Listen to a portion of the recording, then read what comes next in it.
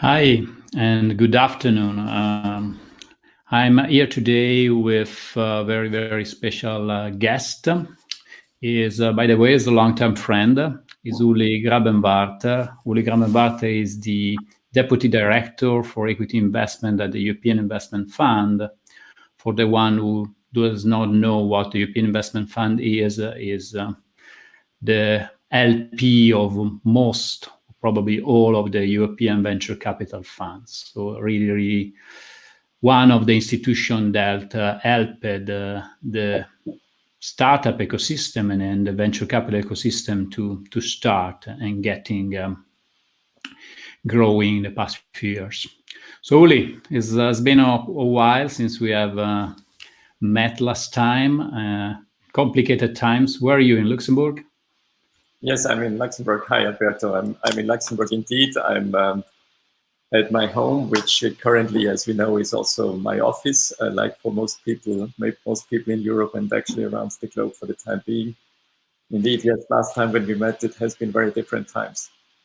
Very different time, and specifically it was been, well, again, there was different problems to be solved, different level of ambitions, different plans, and now we are amid a situation that I think is quite unique because, again, there is someone that is trying to compare to 201, someone is trying to compare to 207, 208, but this one, I believe, I don't know if it's a black swan or what other kind of animal we can refer to, but I think it's quite unique. Again, all the people grounded at home, over 18. I think it's quite an unusual situation.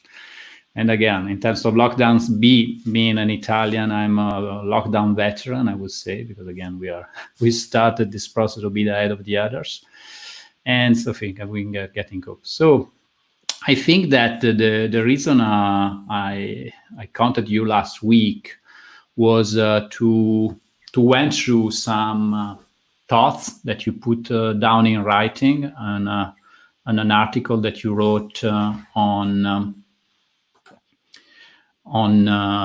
Medium that I found was quite inspiring because again. The title of the article was "The World After the Crisis is the World Before the Crisis, or is it?" So that was the title, and it rang me a bell. And I think it was quite a unique perspective in a situation where most of the people are asking themselves, "Okay, where we go back to normal?" And realistically speaking, probably we won't go back to normal, and probably going back to normal is not desirable outcome of this situation. And so that has been the reason why I contacted you, because I wanted to have the opportunity to dig into your article a bit more and try to get your fresh perspective. And so let me start. Probably it would be good also for the people that are connecting this chat, and then we'll also take a look later on after the live moment to introduce a bit who you are and specifically what is European Investment Fund. Again, I know, but probably might be good just to give out a bit of reference points for our listeners. Okay, with pleasure. And hello, everybody around the globe being connected. It's the new way of getting in touch with each other, I guess, going forward, no matter the distance that is between us. Yes, Alberto, maybe a few words of introduction of what European Investment Fund is. You mentioned it. We are a very big player in venture capital in Europe. We are focused on Europe. We are a public-private partnership between very prominent public sector organizations. And on top of it, European Investment Bank is our major shareholder, and the European Commission next to it. But we also have got above 30 financial institutions across Europe being shareholders with the EIF, which means that we have a kind of dual role to play to basically promote public sector policy action with a private sector mindset. And maybe coming back to one of the statements that you made in the beginning, EIF being investor in almost every venture capital fund in Europe. Well, actually, we are a big player in the venture capital market, but we are by far not investor in every venture capital fund in Europe, because part of our role is actually to operate like a private sector investor in markets that are of a risk profile that the private sector hasn't taken on entirely yet. And by living a kind of private sector mentality in our investment approach, as a policy-driven investor, we try to pave the way and to demonstrate to the private sector that asset classes that they have not been considering so far are actually asset classes that they should consider. And in doing so, we've actually started our activity, and I joined EIF. If you look at it from financial market perspectives, in a very similar time to today, because I joined in the fourth quarter of the year 2000. And my first task actually was to work with my colleagues on our investment strategy for 2001. And when we were done with that job, actually, the investment strategy was redundant because the market that we were supposed to invest in wasn't there anymore. And EIF, in the 2 decades that followed, we basically have been rebuilding the ecosystem of venture capital as a catalytic lead investor in that space to demonstrate that venture capital in Europe is not a charity, that it is something that you can actually earn very competitive returns in, and that this is something that can compete with no matter what other asset class that you're looking at, both in risk and return perspectives. And I think we have done a decent job in that because since a couple of years, given the performance that we have been demonstrating cash on cash in our portfolio, we've got a series of private sector investors that have actually contacted us and are now investing across the platform that we've built for private sector investor in European venture capital. Maybe yep. Now, you say you helped rebuild the venture capital industry in Europe. Probably more accurately, we can say you helped to build a venture capital infrastructure in Europe, because again, since 2000, when you started as EIF, your activity, there was not specifically a venture capital industry in Europe. I remember my first company tried to get the first 300K funding was almost an impossible mission because there was not a venture capital industry really in its infancy. I think you are being one of the backbone to building the infrastructure. Can you just to point out how many money have EIF poured into the venture capital industry in the last 2 decades? Well, I think we are operating across the spectrum from venture capital up to the spectrum of lower mid-market and private equity, and the entire amount of assets under management in those in this spectrum is about 13 billion euros that we've got under management right now, of which you can almost divide it half in venture and in mid-market buyouts. So substantial amount of money given the size of the venture capital industry in the old continent. And let's keep COVID-19 on the side for a little bit. Let's go back to December, January. And so the question that I would ask you without the COVID-19 outbreak was substantially, how is the venture capital landscape? How's that in Europe again? What is the progress that you have seen in the past few years? Because again, COVID-19 will be a big blip, but I think there was a trajectory of recovery, or better, a trajectory of evolution in the venture capital industry in Europe that was not yet done compared to the other ecosystem. So where were we again before all this mess started? Well, I think it's fair to say that the venture capital industry has come a very long way since I started being active in that field with EIF in 2000. The situations are absolutely not comparable. You said that we were building rather than rebuilding the infrastructure in 2000 and the year after. We tend to forget there have been 2-3 years prior in the run-up of the tech crash in 2000 where venture capital was booming around the globe, including Europe, and probably not very selectively, and with management teams that actually beyond writing a fund name on a front page of a classic VPN probably didn't know much about venture capital. And I think we have been paying a high price in how the fallout of the financial crisis in 2000 actually turned out to be.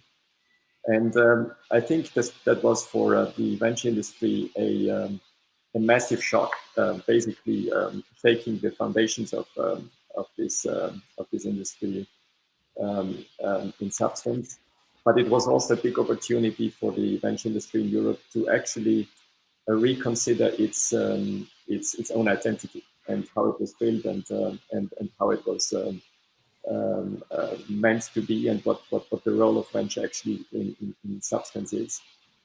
I think the first years after the crisis, we have seen asset managers in venture capital and not venture capitalists, to put it out that way. We have seen fund managers that have, because of the fear that have been transported by the LPs who have lost big time money in the tech crash. They have been managing the avoidance of downside risk rather than going for the upside. And we all know who are working in this industry that venture capital lives from the asymmetry of returns. Yes, you can lose up to 100% of your money, because if you really mess it up big time, then that's what is at stake.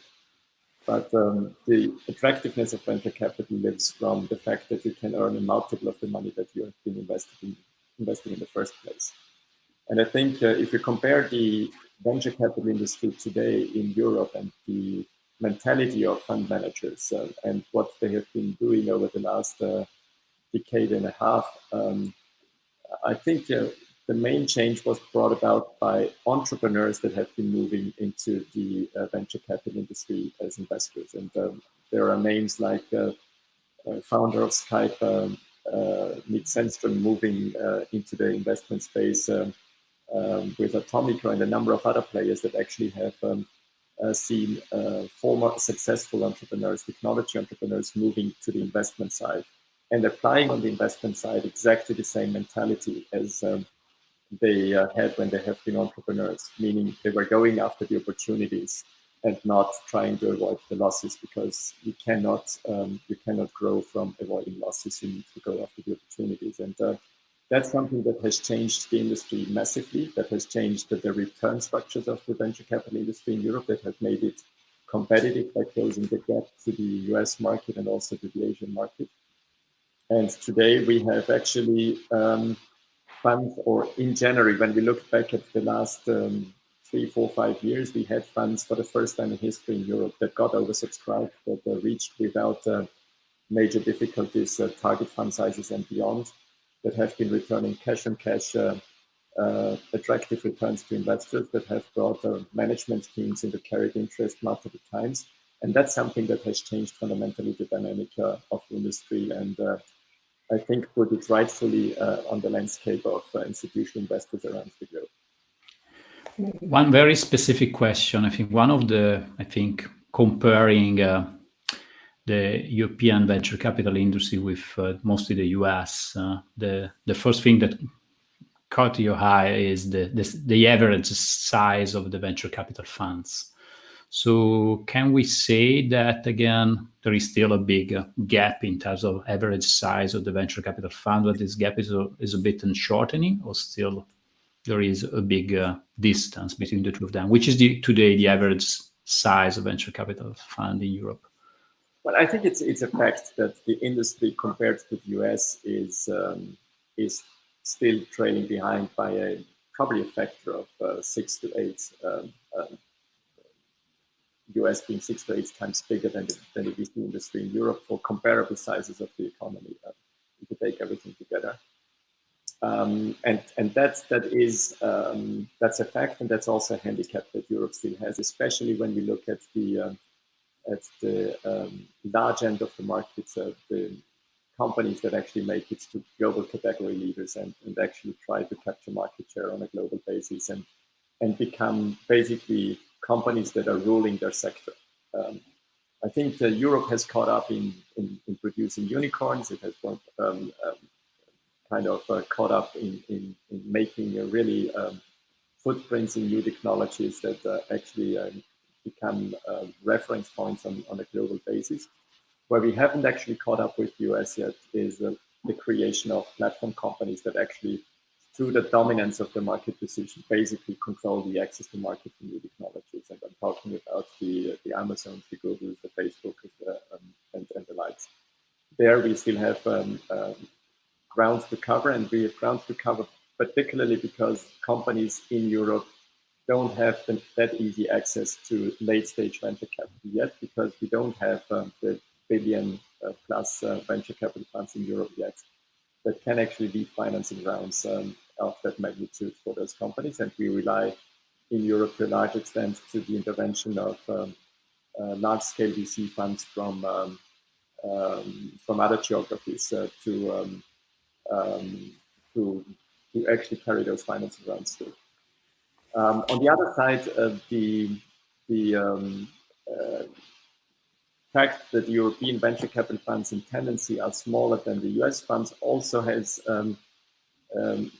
one advantage, which is that the European venture capital industry has traditionally been always much more conscious in the use of capital when you were funding companies. And you can see that if you compare the capital efficiency of a venture capital investment in Europe compared to the US, and you can even take the example of unicorns, which I've analyzed in a study last year, where you see how actually the stock market behavior of companies that are brought to the market by venture capitalists behave after the IPO.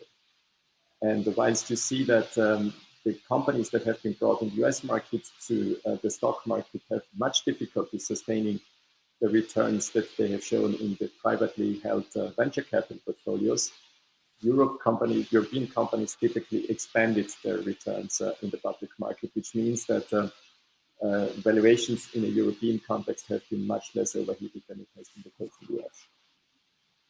Yeah, that's the point. And again, it is you say that there is a 6-2x magnitude, order of magnitude of difference. I think is one of the problem is also when all the process started. Again, looking at Silicon Valley started in the 70s, 80s of last century. New York started probably 20 years ago on the West Coast, on the East Coast. And in Europe, I think it's something probably as 10, 15 years in London and 5 to 10 in continental Europe. And then moving south probably is even more younger. So it's a matter also. It's not something that you see that tomorrow you're able to harvest. It's a process that takes a while to raise the forest. And so I think if you look at the perspective and also looking at our analysis that we map all the tech scale-ups across Europe, we are seeing that there is a substantial growth year over year. That is very promising. On the other hand, we have a big gap that probably is impossible to be breached. Also because one of the other characteristic is that on the one hand, we have a number of tech companies that probably is one third of the one that you have in the US, and they are also lower than China. On the other hand, if you look at the capital raise, the order of magnitude of difference is even larger, as you said.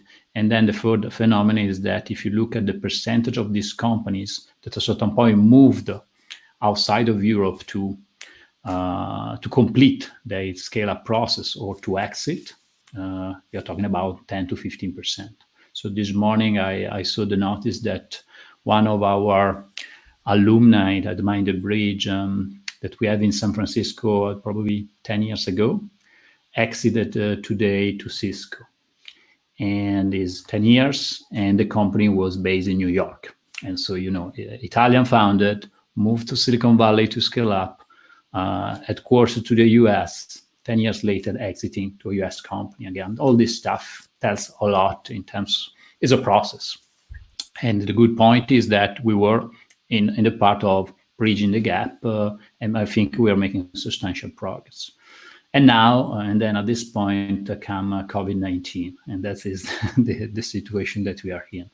And so one of the things that I really got stuck reading your articles was this sentence. Let me project it over here. Is substantially you wrote down that the way how we are dealing with COVID-19 is pretty much the same as we did in every financial crisis since the big crisis almost 100 years ago, bringing the situation back to normal at any cost. And so I really like this approach. And the immediate question for you is, how much we learned, if it makes sense to learn anything from the past crisis. Well, I think, and I also mentioned that in my article, that's one thing that we have learned when it came to rescue measures, that it should include the spectrum of companies that are dealing in the context of innovation and technology. If you look at how we were dealing with the financial crisis in 2007, 2008, we have been predominantly concerned about the banking sector because basically the banking sector was going down collectively. And then we were dealing with companies that were dependent on the banking sector because they needed loan financing from them. And there was no loan financing extended from the banking sector anymore at that time because they couldn't afford taking credit risk anymore on the balance sheets. And once that all this has been worked off, there was very little left as kind of policy action, support action for the venture capital type of businesses and the industry as a whole. And actually, there was very little that has been done at all to rescue the VC industry at that point in time. So the VC industry struggled through this crisis more or less on its own. If you look back on the technology crisis in 2001, also the support that the venture capital industry at that time got compared to other parts of the economy has been relatively little, because everybody said, well, it basically has been the technology sector that has been triggering the crisis. So why should we make a particular effort to help that sector in that space? If you look at that now from the perspective of the COVID crisis, that actually just has begun, to be very frank, even if we see positive signs now in reversing trends when it comes to the disease itself, when it comes to the economic problem that is going to be triggered by that, we are probably at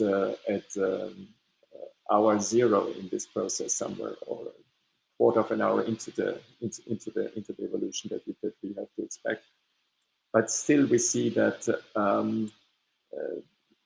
all the support schemes that are put in place by the governments do very clearly focus also on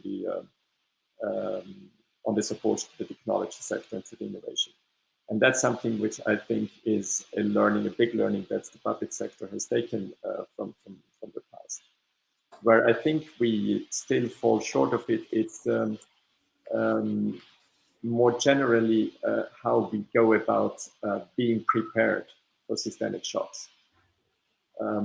There, I have the impression that even before financial markets existed, looking at societal systemic shocks that we have seen anywhere in history, as far as we can remember or read in history books, we haven't learned a great deal, because we are relying on our ability to bring things back to normal by just making extraordinary efforts to address a specific situation.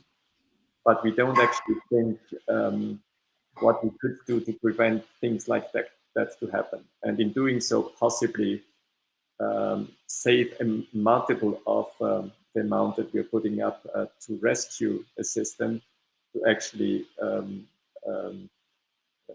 spend a fraction of that in preventing this system to go into that crisis in the first place. Yeah, I think that is a very, very good point. And the real question is if, again, I like your point where you say that we need to be clear about our ambitions. So I think we are facing an opportunity, try to patching what we had. Yes, that was good, probably not good enough, was growing, but was still quite weak and fragile. Or maybe we can try to take the opportunity of this probably global resetting that we are facing to make a gigantic leap, and try to start sometime to move ahead of the curve. And so try to move and to bring our innovation platform to a new normal and a new level. That might be it. And so, and I like your point, for when you say that, again, also you see that what we could probably do Again, there was the example of how we are counting infected people. And then if you look at the margin of errors, so in Italy, we say, we have 132,000 or probably are 6 million. And similar for any country, why today we might have probably technology might definitely help to be a bit more precise if properly implemented. Or also today the debate that you mentioned about the trade-off between protection of data and tracking the spread of the virus is another good point. So how, if we could have the opportunity to move one step forward once in a while, what you suggest? What will be your vision here? Again, to not just to do our job, is go back to the normal and try to really to patch and move forward. Try to take this opportunity to advance faster. Well, I think the big challenge that we have ahead of us is to actually make ourselves, first of all, aware what innovation can actually deliver in a context like the systemic shock that we are currently going through, and what of that potential we are currently using. And actually, the idea of writing this article was when I was listening on the TV to a debate between politicians on what is more important to contain the spread of the virus or to protect the private sphere of individuals by protecting their data. And I asked myself, why are we not giving the sphere of innovation the potential to make this quantum leap that we go beyond what we are currently looking at and have both? Have a protected private sphere on one side and still make all the use of information that exists to actually contain the spread of deadly viruses like COVID-19. And how this works, it's basically a combination between technologies that today already exist that we just need to foster and push forward.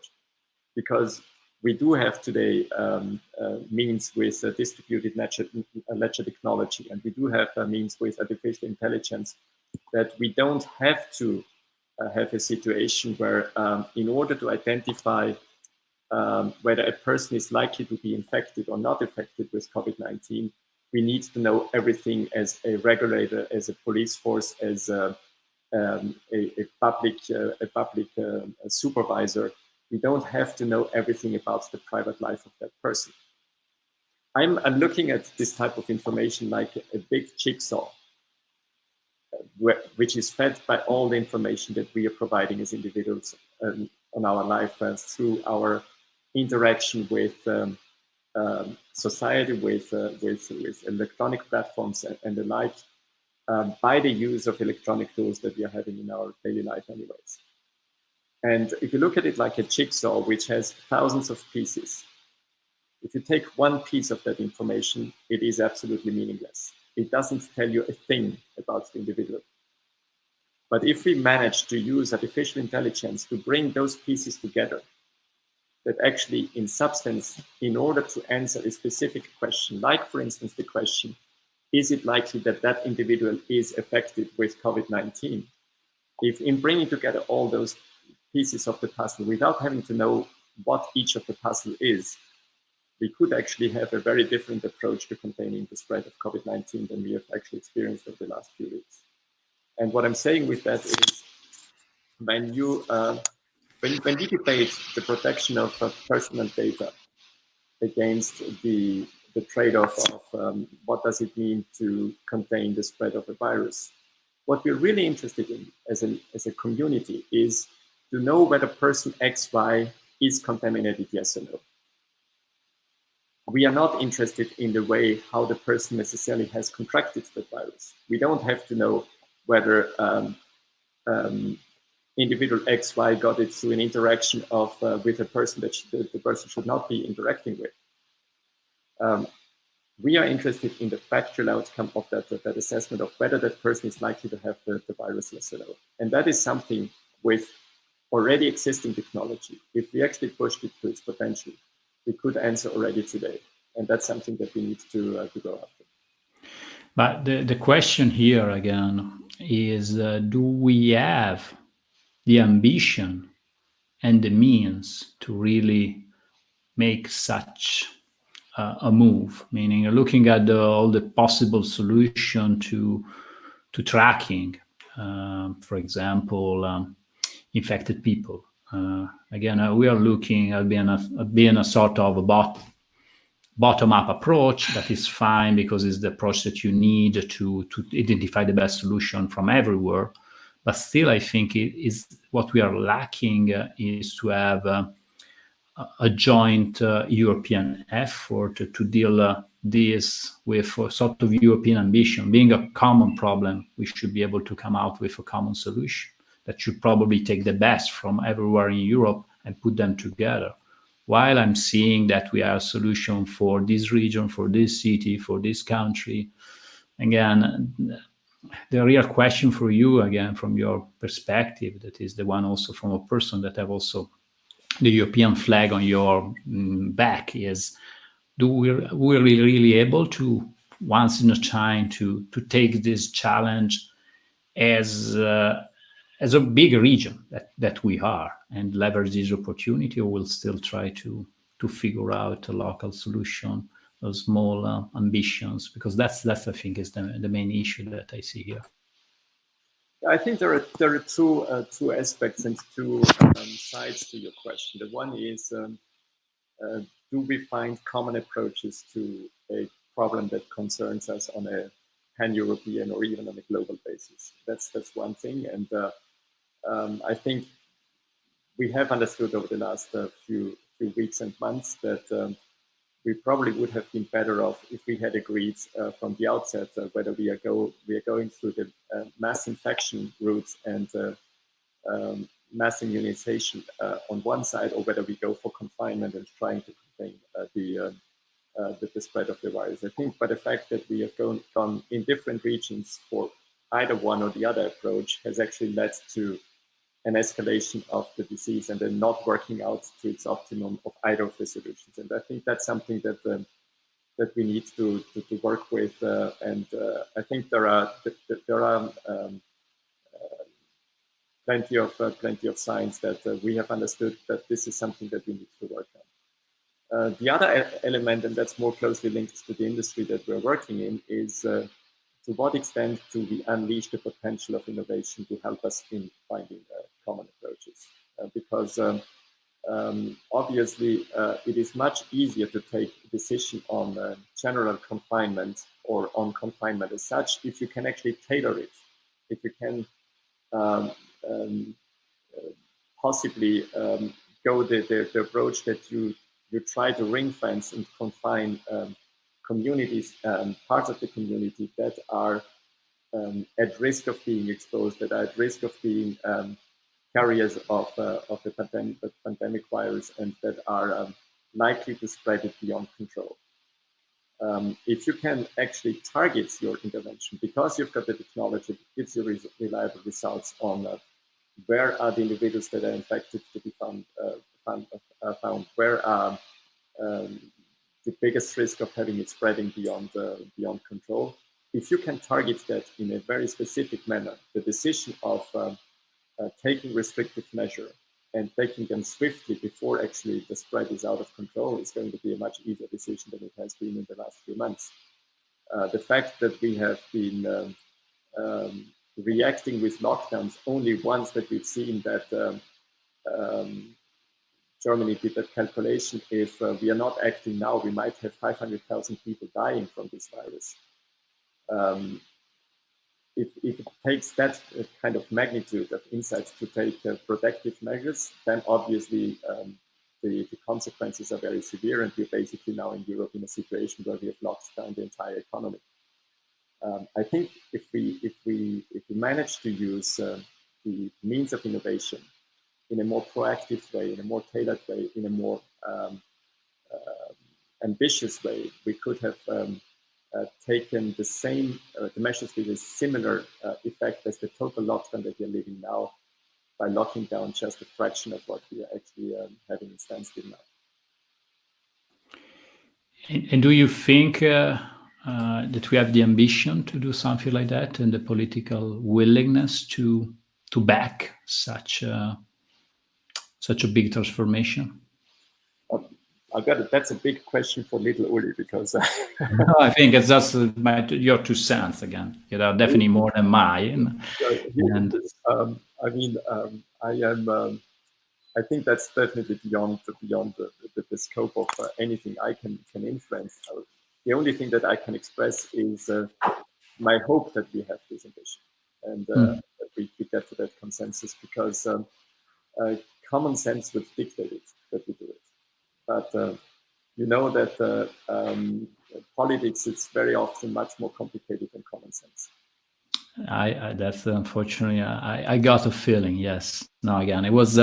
I think it requires two ambition from both sides. I would say. On the other hand, we should have ambition from the world of policy at different levels. Again, there is the European level, the country level, the region level. Or sometime, if any of them might be able to make one step back, to make 2 steps further, I think would be super beneficial. On the other hand, that's something that probably is the world that we come from, is ambition also from the entrepreneurial world. I think, as you properly mentioned, the opportunity for entrepreneurs is gigantic today, because again, the world will be reshaped in a totally different settings. And I hope that some of them, and some of them from Europe, will be able to take this opportunity, because I think it's really amazing. And so having the opportunity to back it up with capital will be important to take this opportunity. So that's my wish, and that we can come out with some good solution. And I think we have today. I think we have the opportunity, and we should probably be equipped also with the level of capital to have some of them to really make the right step forward. You make a very, very interesting parallel between the European military defense expenditures and the investment in innovation in your article. Can you elaborate a bit more? Because I think it was quite straight on point, this one. Well, I think it was merely a comparison of priorities that we seem to have. Because if we consider systemic shocks like the one that we are going through right now as being a major threat to society, and not only on the human level, but also on the economic level, then I'm wondering whether it would not be the right time for us also to consider how much are we going to spend on seeking defense against those threats. And I was making the comparison with the military expenditure that we're having, because in its substance, those type of expenditure are also supposed to protect us against threats. They are there to create a system of safety around military attacks and conflicts and what have you. And possibly one of the reasons why we have been in a kind of denial for what we need to address as a society at large is that we haven't understood that the way how threats are coming across today, it's not the same as when we have been dealing with repetitive wars in history of our continent and globally as we have it. But that today we are facing threats that can come through the process of globalization from all different angles, and the pandemics is one of the major elements in it. And the question I was raising at the end of my article was simply to say, if we understand that those threats can be equally detrimental to our society as a conflict, a military conflict can be, isn't it about time that we also dedicate comparable resources to prevent this? And if we did so, would we not be in a better situation than we are in this crisis, that we are not prepared for any strategy of confinement of the virus and infected people, that we are not in a situation to even have our hospitals equipped with protective material, masks and the like, to keep our health system in place. We actually started producing with car manufacturers. We started to produce respiratory masks pretty everywhere in the world in order to actually cater for the shortfall. And that's something which I believe should possibly be available preventively and not just at the point in time that this crisis hits us. For me, it's counterintuitive that we actually, as a human society on a planet, we have got nuclear weapons in storage that can destroy the entire planet 300 times.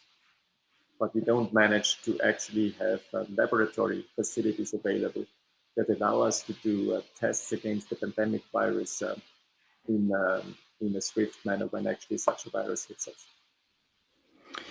Yeah, that's exactly the point that I'm making. Again, the parallel with the war is more and more used. I think it's you really were straight on point. I was trying to assess into the comments through LinkedIn, but I have some issues here, so I don't know if some of my team can help them out, because there were some questions that I wanted to ask you that are coming from the thread, but I have issues in assessing them.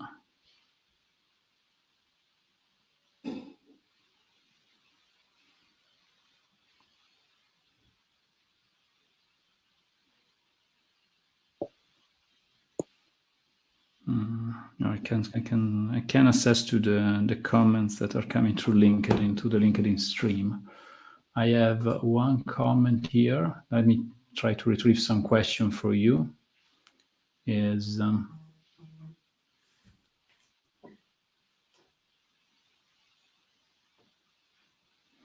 so one is this one is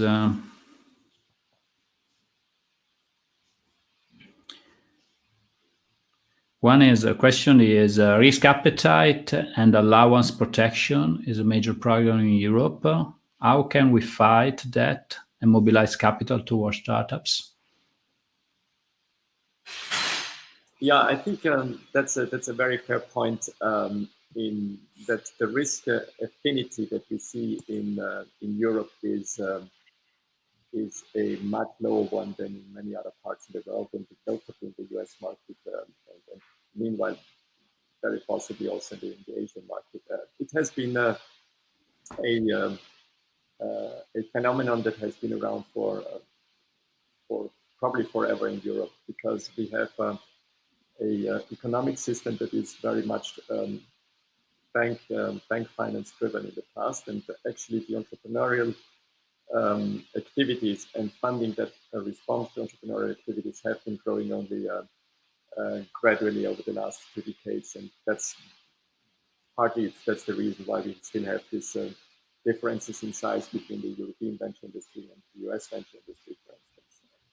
So risk taking is an issue, and that is something that can also clearly be noticed in the availability and the readiness of institutional investors in Europe, be it insurance companies or pension funds, to engage in venture capital type of activities.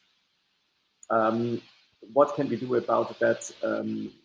I think it's a cultural change that needs to happen, and it is, I think, gradually it is about to happen. We do see European investors coming to the market now.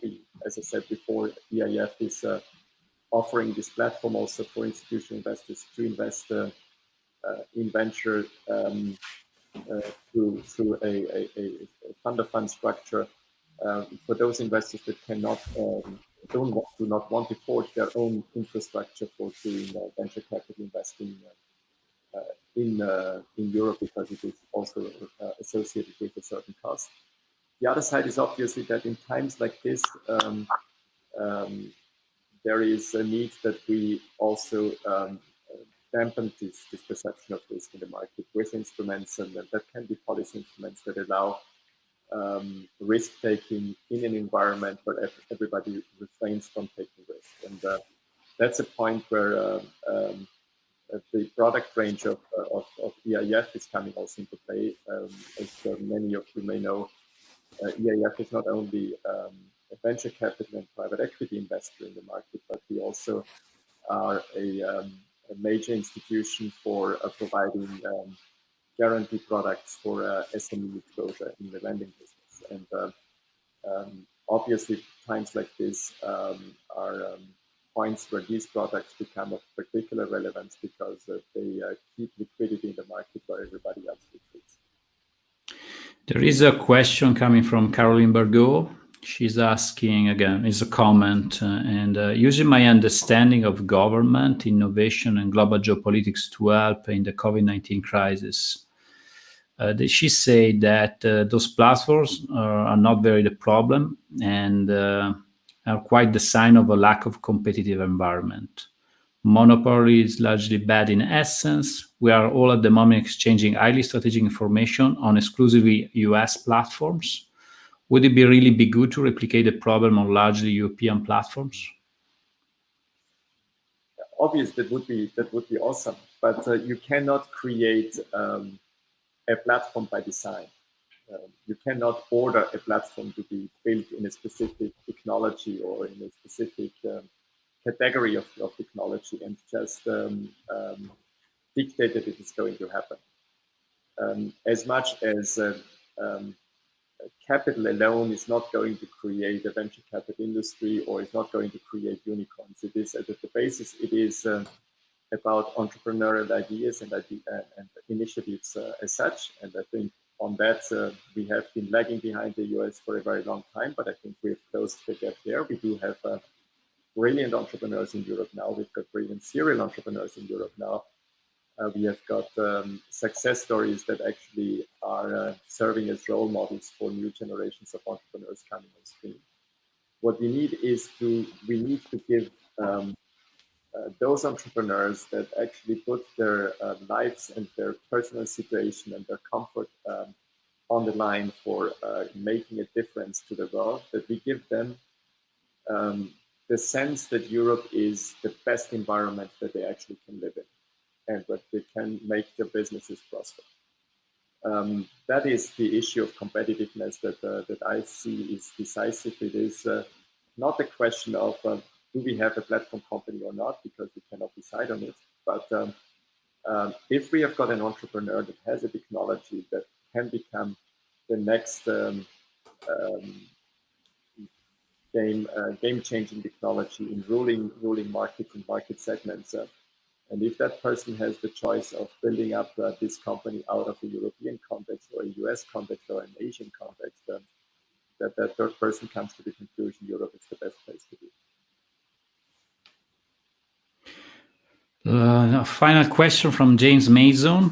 She's interested to know if, again, as an old topic, is the fact that the European Investment Fund might support the creation of new VCs by acting as LP of corporate venture capitals. So I remember from the times of CORIP when we were discussing about the opportunity to backing the development of corporate venture capital industry in Europe. What's the strategy here to support the corporate venture arms? I think that is what he's asking. I think the corporate venture capital industry and the financial venture capital industry always have had a kind of peculiar and sometimes complicated relationship, because in substance both of them go after the same thing, which is the objective of promoting innovation. On the other side, the objectives that go alongside this point objective is to create an environment of maximizing financial returns for a financial investor community on one side, and on the other side, in corporate venture contexts and setups, you frequently have got a priority of creating strategic value for the corporate entity that actually sponsors this venture arm, possibly even at the expense of the financial return on the portfolio of such a corporate venture fund, if the strategic objective that actually emerges from that activity settles the bill. And I think if we look at the challenge of bringing these two perspectives of innovation together for the benefit of promoting the European competitive environment in innovation and technology, I think both sides need to put some water in the wine of the glasses, because what we ultimately are after is a mutual understanding, mutual awareness of what are the priorities that each of those constituencies pursue and how you can make them coexist. And I'll give you one example because, as you know, and Alberto, we've been discussing that specific topic for quite some time. But we are in the process, for instance, of launching in the healthcare segment. We are about to launch an initiative that actually brings together the perspective of GPs, and they're tapping into the network of corporates that are looking for innovation for their own business models on one side, and corporates that need to have a view of what is going on in their segment and where is innovation happening that actually affects or complements or evolves their business model themselves. To bring those companies together to, on one side, team up for the funding of this type of activities, but on the other side also allow each other to have a way of viewing what is going on in the market and how that can be made compatible with the progress of corporates. I think that is a first attempt to establish a dialogue that is possibly ending up with a win-win situation of all of them, because we cannot continue to work as if those two constituencies can only talk at a point in time where a VC wants to exit a company and calls a corporate to buy it up. There's time for last question from YouTube. Is related still to healthcare. You can see from there. Do you think a subset of the industry will definitely see a bump in this investment? For example, telemedicine. Again, it was something that was quite related to you were just saying. Which industry might definitely see a bump, if any? I think with all the economic rescue schemes that are put in place, I do think that we will have a sufficient amount of money available to take care of the industry when it comes out of the crisis. And not only one industry, but a very broad spectrum of it. I think the more important question that we need to ask ourselves is, what are we doing with that money that is made available? Are we going to, and that's the kind of essence in the title of my article, are we going to use that money to rebuild exactly the situation that we had when we started, when we headed into this crisis, and kind of ironing out the scars and the bruises that we've got from this major systemic shock that we are just about to live? Or are we using those resources to reconfigure and redirect the evolution of our businesses so that we become more resilient in a global context, that we actually have a more agile system that deals with information in a way that can prevent this type of shocks, that we look at managing our business processes, including supply chains, in a more agile way, that if one country is locked up, that it doesn't break down the supply chains of the entire planet. These are the type of questions that we need to ask ourselves. I think the main problem is not going to be, do we have enough money to get back to square one? It is more, can we use that money differently, not to end up in the situation again? Yeah, exactly. That was the final sentence that I wrote down from your article. I think exactly the point you just made. So I think we are totally aligned. Is maybe we can go back to where we were, and we are able to go down again, and when the next big one will hit us, or maybe we can take this opportunity as the opportunity to make one step further and try to design a system that will be even better. And I think Europe has a huge opportunity. European entrepreneurs has a huge opportunity. European countries and the European Union has a huge opportunity to make one step forward, or maybe not. My hope is that they will take this opportunity. I think I agree with you. There will be capital available, but as always, the bigger topic is to put the capital at use in the right way. And I think that's the hope that I have, that we'll do that this time. And And so that will be, I think, the perfect closing for this conversation. Uli, I really like to thank you for spending some time with us today discussing this topic, and looking forward to continue this conversation in the next incoming weeks and months. Hopefully, no longer in lockdown, but probably working to put in place some of the things that we discuss in the right way. Thank you, Uli. Thank you, Alberto, and hope to be in touch in person very soon.